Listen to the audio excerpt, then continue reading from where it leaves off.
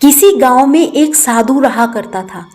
वह जब भी नाचता था तभी बारिश होती थी।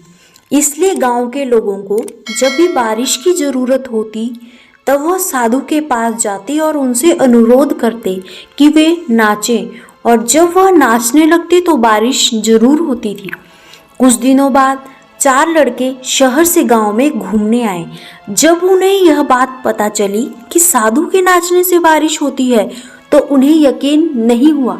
शहरी पढ़ाई लिखाई के घमंड में उन्होंने गांव वालों को चुनौती दे दी कि अगर हम भी नाचेंगे तो बारिश होगी, और अगर हमारे नाचने से बारिश नहीं हुई तो साधु के नाचने से भी नहीं होगी।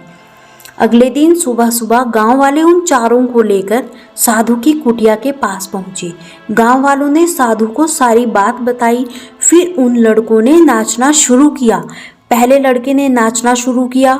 आधा घंटा बीत गया। फिर पहला लड़का थककर बैठ गया, पर बादल नहीं दिखे। कुछ देर बाद दूसरे लड़के ने नाचना शुरू किया और 1 घंटे बीतते बीतते वह भी थककर बैठ गया। बाकी दोनों लड़कों ने भी ऐसा ही किया, पर बारिश नहीं हुई। अब साधु की बारी थी। उसने नाचना शुरू किया। 1 घंटा बीत गया, पर बारिश नहीं हुई। साधु फिर भी नहीं रुका, वह नाचता ही रहा। नाचते नाचते 2 घंटे बीत गए, पर बारिश नहीं हुई।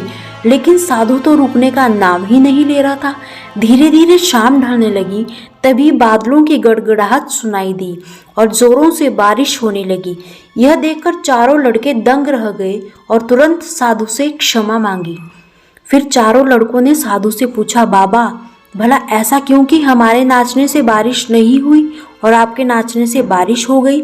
साधु ने उत्तर दिया, जब मैं नाचता हूँ तो 2 बातों का ध्यान रखता हूँ। पहली बात तो ये कि मैं सोचता हूँ कि अगर मैं नाचूंगा तो बारिश को होना ही पड़ेगा, और दूसरी यह कि मैं तब तक नाचूंगा जब तक बारिश न हो जाए।